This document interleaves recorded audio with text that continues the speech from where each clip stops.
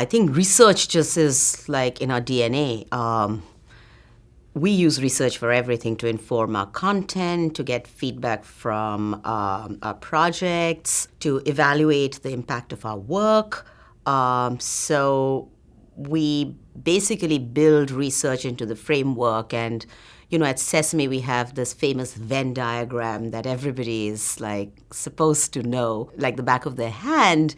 And it kind of is a Venn diagram that says content, research, and creative production have to work together in order to produce content that has the voices of each of these elements in order for it to be impactful. So, whether we work in the US or whether we work in India or South Africa, anywhere else in the world, everybody really follows that model. So research really helps us in many, many ways. And I think our donors and funders totally realize that, and they also invest in helping us build the evidence, the body of evidence and the data that then informs the outcomes moving forward.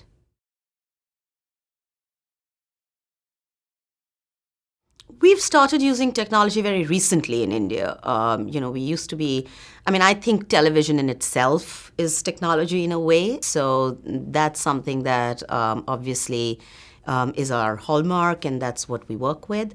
But in India, given that the penetration of cell phones is so high and children are growing up in a digital era, it was critical for us to experiment with how we could use the mobile platform and tablets and devices better to look at outcomes in classrooms as well as homes.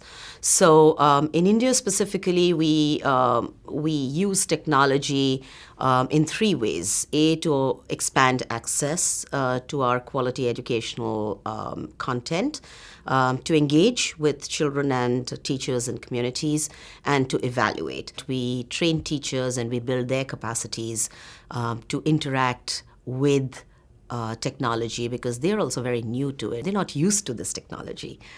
So it's advocating, it's kind of looking at some sort of deep behavior change. And we get a lot of resistance at first.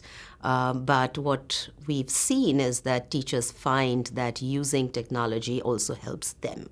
So in a way, it's also helped us build champions at that grassroots level with teachers and communities. The other thing is we because we work with very young children, we understand and acknowledge the role that parents play in terms of their children's learning. So it's become imperative for us to use technology to address them, and pretty much everybody is on either a WhatsApp or a Facebook. This is not something that was prevalent in India even 5 years ago. But now a lot of people are on it. So we use a lot of social media, we use a lot of voice, because we're also dealing with predominantly a population that is not literate. So voice really works well in India. More and more we have started using mobile phones and tablets to collect data on the field, because it gives us real-time indicating data. We also use EGRA on the Tangerine platform, the early grade reading assessment. We have started looking at tablets and mobile phones as a way to generate, all our games, for example, have analytics built into it. So we collect a lot of that data. And wherever possible, each of our projects try and have different data points so that it helps us triangulate and come up with information that can help us better our program design and program approaches.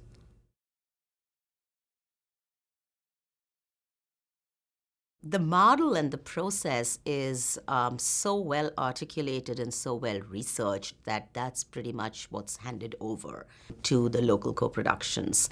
And the framework really does not change. At the core of it, It is about early childhood learning. It is about whole child curriculum. It is about inclusive learning and inclusion, and promoting those values that are very critical in the development of children today. So that really doesn't change. The way we keep things similar is, through the Muppets.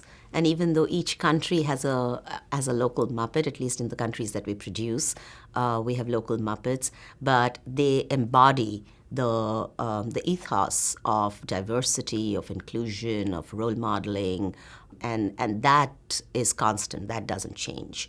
What does change is the educational curriculum and content that we need to produce in each country, because that's really dependent upon the need of the country. So we always start with a needs assessment, and we assess what is the need in that specific country that we need to focus our energies on. We have local advisories, experts that come together to help us inform what the content framework should look like. We have local writers that we train and build capacity of, local Muppeteers that we train and build capacity of. So at any given point in time, what is dear to us is quality and keeping the benchmarks of that quality constant. But we have to, in many cases, really work with local in-country talent and build that capacity. So depending on where we work, we localize the content in these kind of aspects, but the process is very grounded within the Sesame ethos and the Sesame values.